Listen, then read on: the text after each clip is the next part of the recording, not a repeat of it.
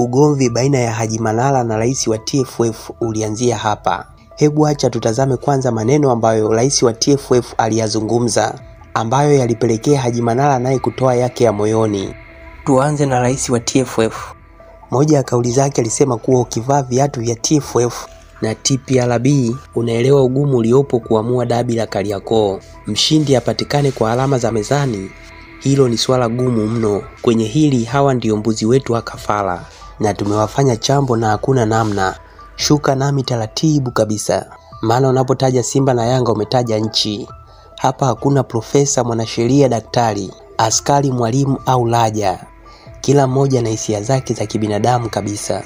Ni uamuzi wa hatari mno. Duniani kote inapotajwa swala la giant wa soka, basi fahamu tu kuna vitu lazima vikiukwe ili maslahi ya wakubwa yalindwe ama wote walizike. Nitaanza kwa kukupa mfano wa Hispania. Pale kuna Real Madrid na Barcelona. Unakumbuka walichofanya? Kuhusu mkataba wa maudhui, ililazimika mamlaka zishuke zikae nao wakubaliane nao upya, ndipo wakasaini mkataba, japo ni kinyume na sheria. Kwa hiyo mpira sisi ndo tunaongoza. Kwa hiyo mawazo yetu yatasimama. Hayo mawazo yako subiri utakapokuwa rais. Tuhakikisha kwamba mpira wetu ulikofika unaenda mbele zaidi. Naona labda watu wameanza kujisahau. Wameona tumeshafika juu, kwa hiyo kuna wengine labda wanataka kutuporomosha. Niwaambie tu kwamba kwenye mpira wetu wa Tanzania sisi kama federation tuko serious. Kwa hiyo mtu ambaye anaona hayuko serious, anaona kwamba ana michezo yake, akafanye kwingine, lakini sio kwenye mpira wetu. Na hao wanaosema kwamba labda tuko pale sisi tumejaa Simba, ingawa nakwambia ni Coastal Union, lakini katika watu ambao, katika timu ambayo imefaidika na uongozi wangu ni Yanga. Nimeirescue sana kwenye uongozi wangu kwa kipindi hiki wanachopitia, na viongozi wenyewe wanajua. Pia alisema mwanzo wa kunukuu, taratibu zifuatwe na tuziache zifuatwe, lakini huwezi kusema bodi jiuzulu. Hata wanaosema bodi jiuzulu wawaambie viongozi wao wenyewe wako sawa sawa, hawastahili kujiuzulu, mwisho wa nukuu. Sasa kutokana na kauli hizo alizozizungumza rais wa TFF, zilimkera sana Haji Manara na watu wengine, na kupelekea Haji Manara kutoa yake ya moyoni, ambayo ndo haya. Twende tukayasikilize. Iitishe mkutano wa dharura, mkutano mkuu wa dharura. Agenda iwe moja tu, kujadili sakata, na tutoe maazimio ya mkutano mkuu. Hatwendi kucheza mechi ya marudiano. Azimio namba 1, mengine yatafuata. Kwa ubabe wa aina hii tutoke na azimio. Manake msiingie nye kina Hersi na kamati ya utendaji, maana ujuzi washampiga mkwala Arafati, msemaji wetu naye kishapigwa mkwala, sasa hivi naye pembeni. Sasa ili msiingie nyinyi kwenye hiyo mkwala, tuachie, tuleteni sisi mkutano mkuu wa wanachama wa dharura. Ibara 22 ya katiba yetu inaruhusu mkutano mkuu wa dharura wa wanachama. Semeni, toeni notice ya siku 14, siku 7, tukutane. Tuje na azimio. Yanga ni kubwa. Yanga ni kubwa. Haiwezekani rais wa TFF unakaa unashutumu viongozi wetu tumekaa kimya. Na kinachoogopesha ni kufungiana tu. Huwezi kukaa milele katika nafasi hizi ndugu zangu. Huwezi kuwa rais wa taasisi yoyote, wa nchi yoyote, ukakaa milele. Usitumie kiburi cha uongozi kuwadhalilisha wenzio, ujinga na utoto. Kwa sababu umesimamia kanuni. Ni ujinga huo, ni utoto huo. With due respect, Karia unaikosea mpira na unakosea Young Africans. Na hawa viongozi wa Yanga najua hawawezi kukwambia kwa sababu utawafungia. Mimi nakwambia umewakosea watu wa mpira, umewakosea Young Africans, na katika jambo hili omba radhi kwa kufuta kauli zako za jana. Yes. Hata niwaandishi hapa mtabalance, mtaedit. Sitaki muedit. Narudia. Hamna kuedit, nimesema very clear. Maana msije mkaedit. Msitake kuedit, sijamtukana mtu hapa, nimeongea straight. Wala sijamvunjia heshima. Tusione madaraka haya tutakaa nayo milele. Haya ni sehemu tu ya kupita. Leo tumepoteza superintendent senior kabisa wa polisi kwa ajali ya gari. Kila mahali ukenda kwenye social media watu wanamkumbuka kwa mema aliyoyafanya. Kwenye jeshi, kwa jamii, tunapita tu hapa. Naweza nikatoka mimi hapa na mke wangu tukapiga mzinga, Mungu akatuchukua. Kiburi cha umaarufu wetu kisitupe sababu ya kudharau wengine. Yanga wameandika official letter kwenu, badala ya kushughulikia kujibu mnawatisha. Unakwenda kwenye media unawatisha.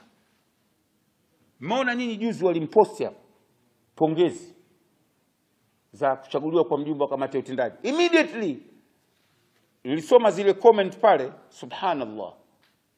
Hiyo ndio tafsiri sura watu Yanga hawakutaka ugomvi. Bodi ya ligi asubuhi mwenyekiti wake kasema mechi ipo, hamna mtu kugoma. Sijui wakatumia kigezo gani.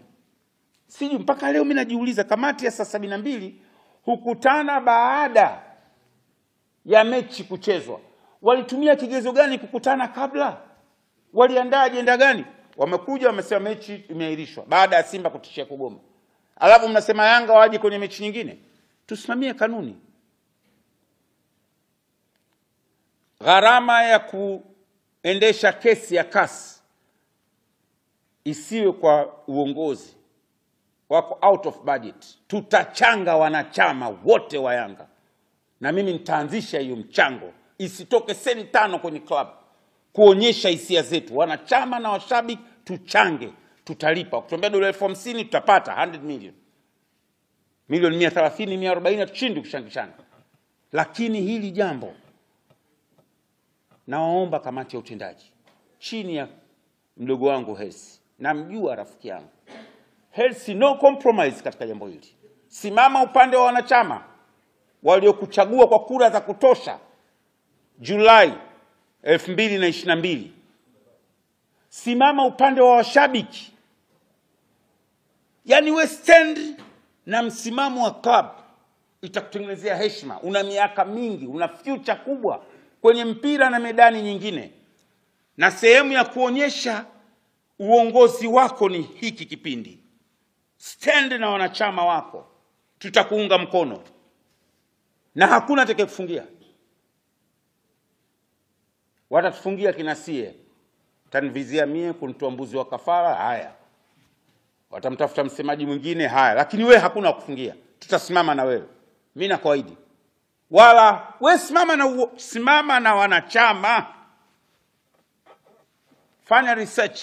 Uliza wanachama wote wa Yanga au itisha mkutano mkuu next weekend uone stand ya wanachama. Basi we kasimame nayo. Mtu ufana wake, we wako wanachama wa Yanga na washabiki wa Yanga. Hao wengine ni kwa sababu tuwe mazingira ya kazi, lakini wenzio wewe walokufanya uwe unaitwa rais Engineer Hersi Said ni wana Yanga. Kafe nao katika jambo hili. Usikubali kubadilisha maamuzi mliyosema kamati ya utendaji. Wataenda wenyewe wacheze wawape pointi 3. Alafu tuone itakuwaje. Kasi sipo. Kasi ipo. Kasi ilishanyang'anya ubingwa Vita Club. Hao mmesahau. Watawapa ubingwa wao alafu tunaenda kasi tunapeleka vielelezo. Lakini tusikubali kudhulumiwa. Tusiwe dhaifu. Yanga ni taasisi kubwa. Ina miaka 90.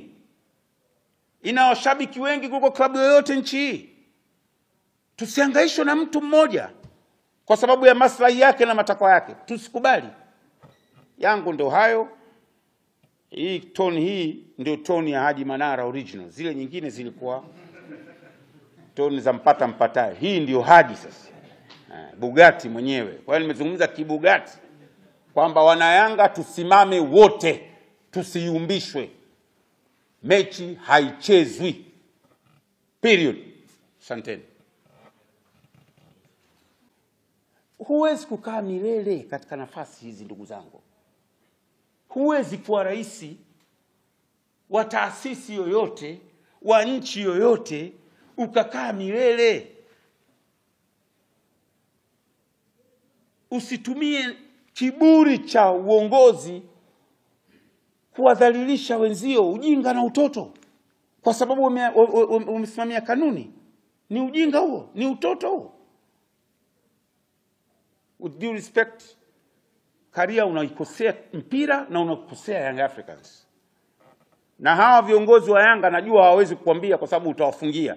Mimi nakwambia umewakosea watu wa mpira, umewakosea Young Africans, na katika jambo hili omba radhi kwa kufuta kauli zako za jana. Yes. Hata niandishi hapa mtabalance, mtaedit. Sitaki muedit. Narudia. Hamna kuedit, nimesema very clear. Maana msije mkaedit. Msitaki kuedit, sijamtukana mtu hapa. Nimeongea straight. Asante sana kwa kuwa nami kuanzia mwanzo mpaka mwisho wa video hii. Kama bado hujasubscribe katika channel yetu, nasubiri nini? Hakikisha kuona subscribe kisha unabofya alama ya kengele ya notification. Kwani kwa kufanya hivyo utaweza kupitwa na video zetu zenye lengo la kukuburudisha na kukuelimisha. Mimi naitwa Dennis Jenson na kutakia wakati mwema, na tukutane tena kwenye video nyingine.